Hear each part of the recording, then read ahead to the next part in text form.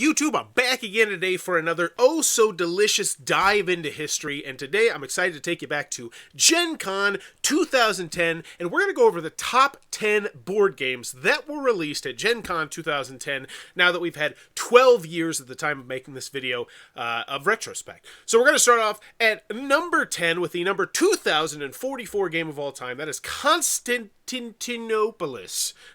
This one was released by Giancarlo Floretti. I really should be able to pronounce that word. And this one, I don't really know. Is this one still in print? The last video was a year ago, but let's see where the designer was. This is the only game they've ever designed. They came in 12 years ago, absolutely crushed it. I imagine this was one of the surprise hits of the show after the fact, where people are like, yeah, that game's really, really good. Because once again, you know, rank 2000 means you're a very, very good game. And oh, I see, it was reprinted by Fantasy Flight Games. Okay. But I will say, after doing Essen, I've done like 4 or 5 years of Essen, typically the top 10 are all in the top 500. So you can definitely say that starting off in the 2000 range means that this year at Gen Con was not the most prestigious years for games being released. But moving on to number 9, we have a game called Dragonheart, which I believe is a part of the two-player Cosmos line, which was very, very big for a while. And there's a lot of great games in there. Designed by Rutger Dorn. That name sounds familiar. And oh my gosh, that's because he's got a laundry list of games, including Istanbul, Goa. Okay, but let's see where he was in this stage of his career at 2010. How excited were people for this game? So we're going to 2013. Wow, so we got to go way, way back. So we start at 1992, and then first game in 1996, which got ranked, and then 8,000, 9,000. So we got a top 1,000 game, Genoa, which means pretty much from this point forward, people are excited whenever you release anything. 6,000, fall off a little bit there, 3,400, and then back in the top 1,000 with Jambo, and then Goa at 212. Robber Knights was an absolute pile of garbage. I hate that game. It is flavorless oatmeal. That game inspired me. Louis, whatever that number is, also in the top 1,000. So we have quite a few games in the top 1,000. So when this was released, and I gotta imagine people were super hyped for this. So what did he do the year before? Let's check that out. Relict, Los Monfos, Arcadia, bringing him back up to 1,100, which back then probably meant it was like in the top 500 or 600. Journey to the Center of the Earth. Diamonds Club, still 1573. So he's releasing some great games, so I imagine there was a good deal of hype around Dragonheart as well. I wish we could just look at the Cosmos 2-player game line to see when this one came out. But what I can do is I want to see real quick when Lost Cities came out, because so that one came out in 1999. So this was 11 years after the fact. So I imagine there was a good deal of hype for this 2-player game, because they had established themselves as a company, Cosmos, that makes really rock solid 2-player games. So with a really prolific game designer behind it, yeah, I bet that was one of the ones people were super hyped about, and still being in the top 2,000, that's still very, very impressive. I mean, there's like 50, 60,000 games ranked. If you're still in the 2,000 12 years later, I'd say that's pretty dang good. Moving on to number 7, we have, but the other thing is, I don't think that game's still in print either, and that's one thing I'm trying to actively try and notice and see if games are in print. It's not always the easiest. But moving on to number 7, we have Dungeon Quest from Fantasy Flight Games, designer Jacob Bonds, currently sitting at the number 1,835 overall game, and the number 421 thematic game. And this was their bread and butter, their biggest thing, Dungeon Quest 3rd Edition, Dungeon Quest Revised Edition, Drakborgen. Oh, so they were making stuff back in 1987. Wowzers. OG.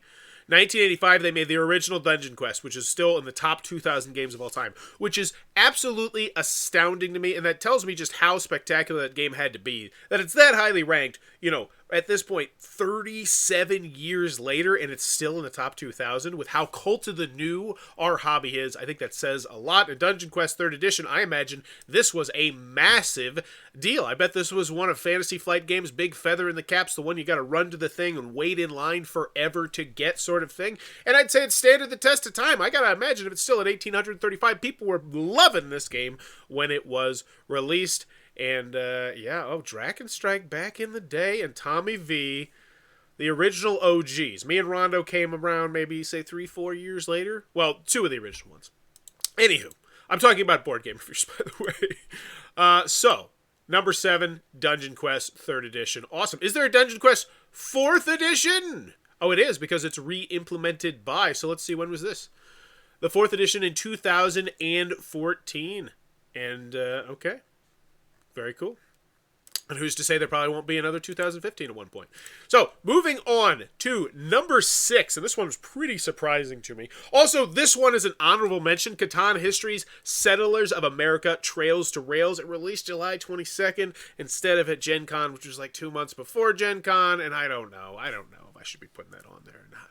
Anywho, on to number 6, we have Axes and Allies 1942, which I'm very curious. I would love to know if someone who was at 2010, if this was a game a lot of people were hyped about, because I don't know. I just feel like, while there are tons of different types of people who go to Gen Con, I feel like war gamers are still definitely one of the minorities, and I don't know if it was different more back in 2010. So I'm curious to know how popular this was. You know, just nowadays, when I go to game nights, or when I go to other people's houses and look at their collections, or when I go to like public gaming get-togethers, I don't see people playing Axis and Allies typically. So I'm just very curious to know how popular this one was when it came out. But it's still in the top 2,000. So apparently they took the formula and they just crushed it here. And so, yeah, from the original designer of Axis and Allies. So, yeah, I gotta imagine there was probably some big hype around this one. Regardless of, you know, because, you know, this was before I was in the hobby. I can't even speculate. And this says 2009. What? This is nuts. And I will say, once we start getting into Gen Con, things get more confusing, because there's Origins, which is only a couple months before that, and Origins is only going to get more popular. People will do soft launches at Origins before the hard launches at Gen Con, so they can get an idea of how many copies of the game that they need to bring to Gen Con. You know, if you have this new hot game and you think it's going to sell gangbusters, but people aren't digging it and it's not getting sold, well, if that happens at Origins, then you kind of say, okay, well, we're gonna lean back on maybe some of our more established titles and have this, you know, you can pivot. But it does make it more difficult to do a list like this. So, moving on to a game I've never actually heard of, and this is number 6, I think. I think we added an extra one in there. Kudos to you. You get a bonus one. Duplic from 2005. So this one was, I guess, redone in 2010. Had a new version. It's the number 70 party game of all time. And, you know, I know... Oh, there you go. There's the original OG. It's not Tom Vassell or Dragon Strike. It's Scott Nicholson. So I do correct myself there. I wonder if this is in print. I want to know about this game. A Spiel des Jahres nominee. Still the 1,535 game of all time. This looks like a game that's just screaming to be reprinted, if it's not already. But let's see if there was some hype around it. So we got co-designers. And it looks like it might be a... okay. That's the only thing they've ever done. But they crushed it. First time. Absolutely blew it out of the water. Now I want to play this game. I need to play this game. This is on my Grail list. Can I purchase it easily? $65. So there was a 2005 edition? Yeah, I want to know, because this is the number 70 party game of all time, and I've never heard of this game in my life, and I've been in the hobby for a long time. By the way, click on the subscribe button if you enjoy this content, as I try to reach 10,000 subscribers to celebrate my 10th, or it's my 11th year. No, it's my 10th year of making YouTube content. That's it. Anywho, Duplic crushed it. Probably one of those really hidden gems, but 3 to 10 players. I bet people were playing this all over the convention. I bet people were playing this in hotel lobbies and playing it in the hallways. I bet this was one of those games, especially if they were demoing it well. Because with party games, if you can set up a great demo area, people will play the snot out of there. I remember when Letter Jam from CGE came out, I just played it nonstop. I played it over and over and over again, and there were other people who just kept playing it. It was so good. And then it's like, once you played it 4 or 5 times, you could teach it so easy when you go back to the hotel room or when you go back home. And it's just, I love conventions. Anywho, I need to play Duplic. Moving on to number 5 or 6, kind of lost track. We're in there. Next, we got to Rattus, which is still the number 1,135 game of all time. Never played this one. Always wanted to. Didn't know it was a family game. That's kind of surprising. Manage your population throughout medieval Europe to survive the plague. And this one, I do not believe is still in print. It's by the Bergs, who have done... let's see what they had done before that. Is this a... Okay. So it looks like a brother-sister, husband-wife couple, I'm gonna, maybe. So, anywho, that's super cool. where were they in their game design career? They made Rattus, Pied Piper, and they made Oregon. So Oregon is a top 1,500 game. So I imagine this was a lot of excitement about Rattus. Now I'm curious, what's the difference between Rattus and Rattus Pied Piper? Oh, they released in 2010. So this was the follow-up to Oregon. So I imagine there was a good deal of hype around this. They've been working on it for 3 years, finally releasing it. Yeah, I bet there was some good buzz around this one. Plus they had bonus cards at Spiel. Very good stuff. Very good stuff. A game that I do not believe is in print. Last video put up 3 months ago, though. A tutorial. Awesome. This is one I've always wanted to play. Golden Geek Best Family Board Game nominee. No, Best Family Game winner. Wow, it just doesn't, like, that theme doesn't scream to me family game. It's like, hey, plagues, survive the plague and the rats are killing you. But I gotta get this one to the table. I love doing these lists. All right, Rattus, the number 5. Moving on to number 4, 3, 2, 1. Yes, and then this is the honorable mention because it had a weird sort of circumstance, which luckily I was able to figure out thanks in part to Zaphod's amazing Board Game Geek list. So thank you, Zaphod. So next we have the Speaker Stott, which got re-implemented by Jorkvik, which was released in 2016, which is the number 2,000 game of all time, in the top 2,000, excuse me, and this is in the top 1,000. Collects goods, trades with merchants, and put out fires in Hamburg. I imagine this is an absolutely delightful game. Is an auction card game. Oh, I love auctions. Hey, there's Lance. So, is this one out of print? So there was an expansion that came out, and this was re-implemented relatively soon. Relatively, and it was Stefan Feld. Oh my. Let's see where Stefan Feld was in his career. Yeah, 2010, Macau, Notre Dame, The Name of the Rose, Year of the Dragon. So I imagine this was a hyped game. People running to the Z-Man Games booth to pick this one up. 45 minutes. Wow, that makes me really want to play this. A 45-minute Stefan Feld auction game that's in the top 1,000 be still my beating heart. There's so many games that I need to play.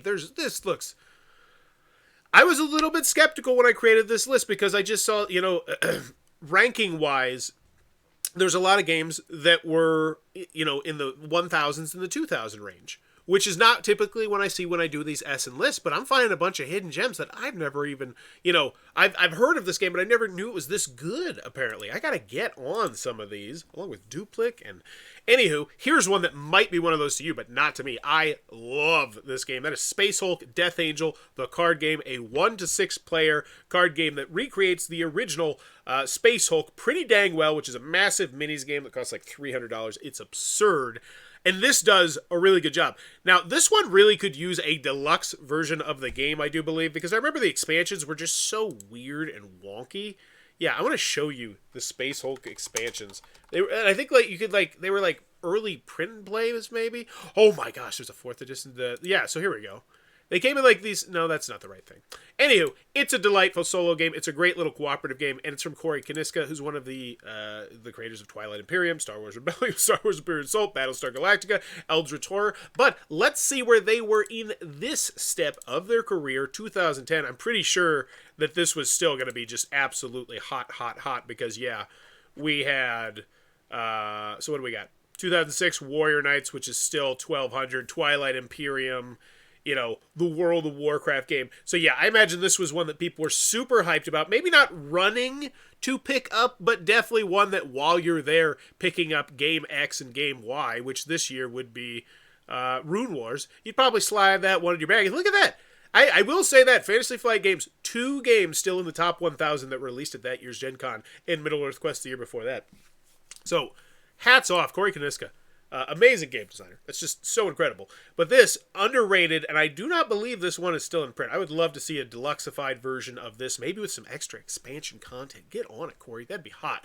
Moving on to number 2, we have Ascension, the deck building game. This was in the very early echelon of deck building. Dominion had been released a couple years earlier, and people were still exploring deck buildings and doing different things. And if you've never played Ascension, Ascension's different because you're also fighting monsters in addition to the deck building, which is really kind of cool. And there's a boatload of expansions to this. They're still releasing expansions now. I'm pretty sure there was like a 2-player cooperative version that was released like a year or 2 ago. And it was created by, if I recall correctly, a bunch of Magic the Gathering like tournament tour players and they got together and made this game. And I gotta imagine, yeah, and this was the thing that really catapulted them. And I gotta imagine this was definitely one of the darlings of the show that year, because there was probably some serious buzz around them if they were, all working on this. And deck building is still in its early infancy. If you remember, if you're old enough to remember this, or old enough to be back in the hobby when like legacy games really became a thing. Anytime there was an announcement of a legacy game, people were just like chomping at the bits for it. And I imagine it was probably much the same about deck building games still at this point when Ascension deck building game came out. So I imagine this was a pretty big hit of the show, and still the number 642 game of all time, but the number 2 game released at Gen Con that year. Now, moving on to number 1 with an asterisk. We're gonna bury Bonzi here, Innovation, because technically this was soft launched at Origins, but this list was so weak that I wasn't gonna take off the top game that was released that summer. You know what I'm saying? So, Innovation, released in 2010, a delightful little game. My buddy Jimmy played this one, brought this one over a couple times when we played it. I really like this one. I couldn't tell you a dang thing about it. It's got cards, and it's very, very clever.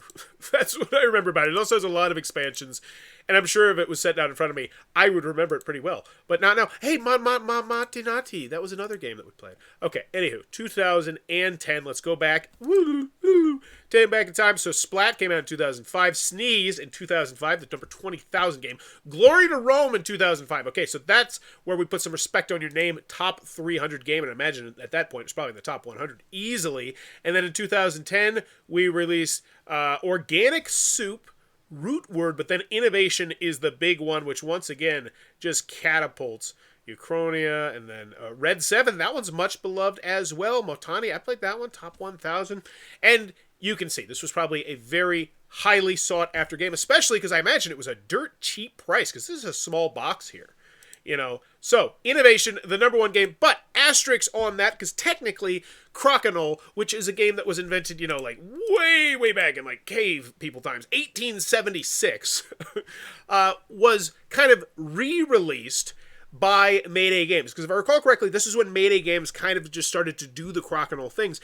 And what they did, instead of just bringing all the Crocodile boards to Gen Con, and this is why I love the Geek List, was they brought tons of Crocodile games that were just to demo, to learn it, and to play it, and then after the fact, they would say, so you'd place your order, and then we can ship it straight to you. And so that way, you don't have to carry it. And I think that's actually really smart, because if you're going to Gen Con, a lot of people travel from all over the world to get to Gen Con, and how many people are going to take a Crocodile board back with them? It's just not feasible for most people. So I think this was a really smart decision by them. But I couldn't put them at number 1 on the list, so that's an asterisk, Crocodile, but still an interesting tidbit that takes you back to Gen Con 2010, where people were talking about Crocodile. I bet they were. I bet they're like, oh, did you try that Crocodile? It's so fun. It's so cool. And everybody's probably watching it. It has great table appeal. I wish I could see pictures of the Crocodile 2010 setup. I got to talk to Seth. I wonder if he's got those. Anywho, that was the list of 2010. If you enjoyed this list, please be sure to click on that subscribe button as we're trying to reach 10,000 subscribers. Celebrate my 10-year anniversary, make it due to content. Also, if you have any comments, feedback, ideas for future lists, please be sure to let me know in the comments below. And as always, if you enjoyed that, I already said that part. I'm a broken record. Bye-bye.